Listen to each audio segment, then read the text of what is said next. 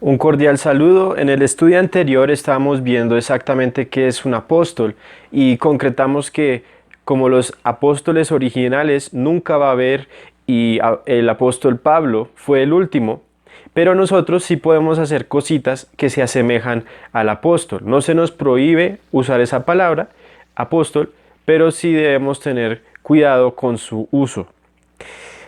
Vamos a hacer las pausas donde las hizo Casiodoro de Reina. Entonces vamos a mirar ahora el versículo 6.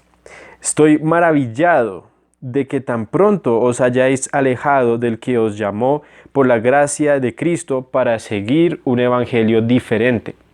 Maravillado se podría decir perplejo, atónito, asombrado de que se hayan desviado hacia otro supuesto evangelio. Lo que nosotros profesamos, lo que Pablo profesaba, era un evangelio completamente por gracia, es decir, que el hombre no puede hacer absolutamente nada para obtener su salvación, sino que ya Jesucristo lo hizo por él en la cruz. Tomó el castigo que ese hombre, que nosotros todos merecemos, y de esa forma lo salvó. Ese es el evangelio. Podemos pasar a Corintios capítulo 15, que es una narración de lo que es el evangelio.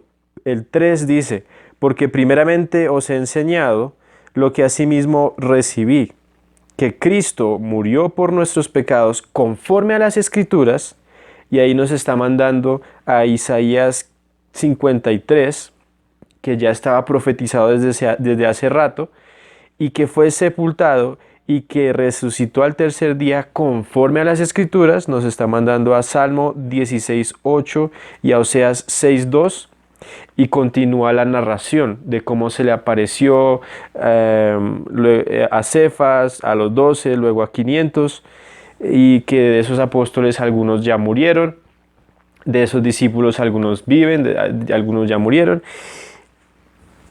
Y este es el Evangelio. Es algo muy sencillo, realmente es sencillo, no hay que ponerle complejidad. Es la vida de Jesús, su muerte, su sepultura, su resurrección, y que nosotros tenemos que confiar en Él y descansar, aceptar. Pero aquí en Gálatas tenemos un gran problema. Dice el versículo 7, no que haya otro, es decir, no hay evangelio diferente, sino que hay algunos que os perturban, y vamos a guardar esa palabra perturban en nuestra memoria y ya luego la vamos a mirar, y quieren pervertir el evangelio de Cristo. Nosotros hemos sido testigos de que hoy en día esto sigue siendo así.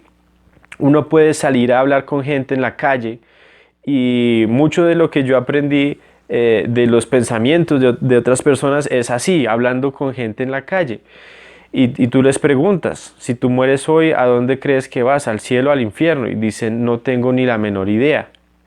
No conocen el evangelio. Ay, por ahí sí me arrepiento, entonces yo puedo ir al cielo. Pero el arrepentimiento es bueno, pero no es lo que te salva. El que te salva es Jesucristo.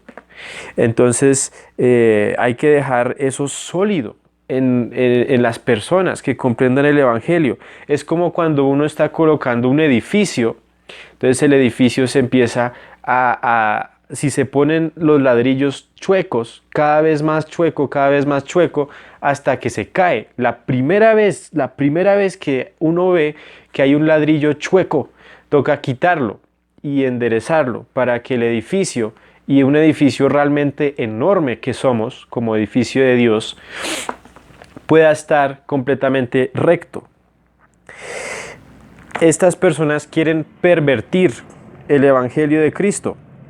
Mas si aún nosotros o un ángel del cielo os anunciare otro evangelio diferente del que os hemos anunciado, sea anatema. Vamos a mirarlo por partes. Mas si aún nosotros, es decir, los apóstoles, los discípulos, cada uno de ellos, y lo que pasa es que, por ejemplo, los documentos de Pablo fueron aprobados para que estuviesen aquí en el Nuevo Testamento. Dios lo inspiró a él, el Espíritu Santo, listo. Pero si Pablo de repente se le aparece en visión a alguien y le dice, no, no, no, me equivoqué, entonces no tenemos que escucharlo. El Evangelio ya quedó plasmado, ya quedó sólido y es incambiable, y la piedra fundamental es Cristo.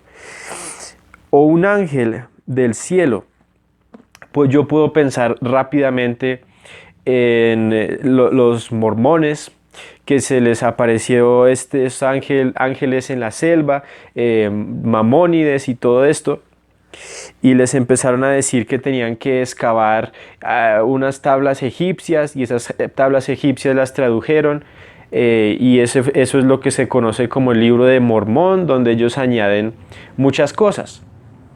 Y poquito a poquito, esas pequeñas cosas, como que hay que usar talismanes cristianos, hay que empezar a orarle a la Virgen María. Te reto a que busques eso en tu Biblia. Si algún apóstol hubiera buscado a la mamá de Jesús para orarle, o sea, eso es una perversión del verdadero evangelio, y poco a poco, se va perdiendo, se va ofuscando el verdadero evangelio. Tanto así que uno entra a la iglesia católica y todas estas imágenes, todas estas locuras, un señor allá con una toga y empieza a decir, todos los caminos nos llevan a Dios. Cuando no es así, no todos los caminos nos llevan a Dios, etcétera. Podría hablar de muchos ejemplos. Creo que hasta tú podrías conocer más que yo de perversiones del evangelio.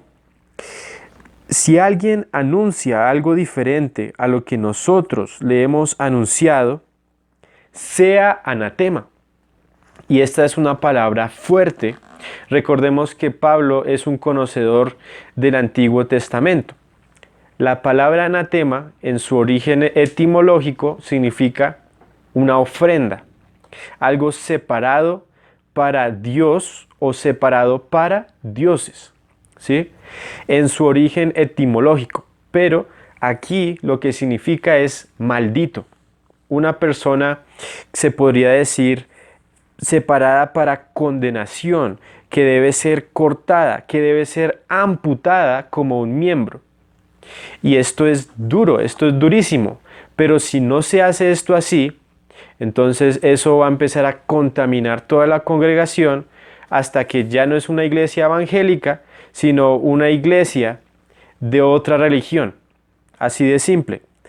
Entonces, es como el concepto de amputar. Cuando un miembro del cuerpo, sea un dedo o una pierna, se llenase de cáncer o lo que sea, en el caso extremo, pues mejor que quitar ese miembro a perder toda la vida.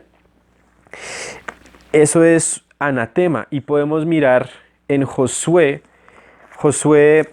capítulo 6, Josué capítulo 6, versículo 17, dice, y será la ciudad, hablando de Jericó, anatema a Yahweh, con todas las cosas que están en ella. Solamente Rahab, la ramera, vivirá, con todos los que estén en casa con ella, por cuanto escondió a los mensajeros que enviamos. Pero vosotros guardaos del anatema, no lo toquéis, no lo toméis alguna cosa del anatema, no sea que hagáis anatema al campamento de Israel y lo turbéis. Ahí está esa palabra, turbéis. Y ahí decía en Gálatas, perturban. ¿Ok? Entonces ellos tienen que ir y destrozar la ciudad. Dios les dice, no toquen nada de ese anatema, de esas ofrendas, de esas maldiciones, de nada de la ciudad debían tomar. Pero había un cierto hombre que se llamaba Acán, de la tribu de Judá, que él decide tomar un manto babilónico, tomar un lingote de oro, esconderlo. Y por causa de él, de Acán, estaban perdiendo la guerra, estaban muriendo. Entonces Acán confiesa su pecado y entonces lo queman, lo apedrean y lo queman. Así de fácil. Era anatema. Todo Israel estaba perdiendo la guerra por causa de Acán. Así que tocó quitar este anatema, no solo el manto, sino a su familia, a Acán, a la familia, para que pudieran otra vez volver a ganar las guerras. Y hasta el día de hoy se llama el Valle de Acor. Pero si nos damos cuenta, hay una mujer que es una ramera, ¿sí? Una prostituta, que se acostaba con varios hombres. Y ella no fue destruida en Jericó, y dice el libro de Hebreos capítulo 11, porque ella tuvo fe y ella rescató a esos mensajeros que fueron a su casa. Por eso, así fue como ella salvó su vida por fe. Así que este concepto de una salvación por gracia, por fe, no es ajeno al Antiguo Testamento. Abraham, David, todos los del Antiguo Testamento fueron declarados justos por fe. Por la fe son salvos. Volvemos a Gálatas, donde dice, como antes hemos dicho, también así lo repito, si alguno os predica diferente evangelio del que habéis recibido, sea anatema. Así como en el valle de Acor, ¿sí? Acor significa turbación. Hay que quitar a esas personas que perturban. Pero obviamente, primero debemos asegurarnos de que esa persona sea una persona que esté cambiando el evangelio. Y obviamente no lo vamos a apedrear, no vamos a quemarlo como en el Antiguo Testamento, pero sí hay que de alguna forma sacarlo de la congregación y decir, esta persona está en pecado, está contaminando, declararlo un falso maestro, declararlo una persona maldita. Pues, ¿busco ahora el favor de hombres o el de Dios? ¿O trato de agradar a los hombres? Pues si todavía agradara a los hombres, no sería siervo de Cristo. Pablo no estaba buscando el favor de los hombres. Y él mismo lo dice, si yo estuviera buscando el favor de los hombres, no sería un siervo de Cristo. Los apóstoles tuvieron que enfrentar todo tipo de azotes, bofetadas, pasaron sed, pasaron hambre. En Romanos 9, versículo 3, él mismo dice, yo desearía ser anatema por los de mi raza. Es decir, yo desearía ser destruido o separado como una maldición para ser destruido por Dios, una ofrenda viva para ser destruida por los de mi raza, con tal de que ellos crean. Y en algún sentido él lo fue, pero obviamente no como Cristo, porque Cristo era completamente santo y Cristo se volvió anatema por nosotros. Él fue destruido y Dios Padre, ¿sí? Tuvo que tenerlo por separado, como una maldición. Maldito todo aquel que cuelga en un madero. Y Él hizo eso por nosotros.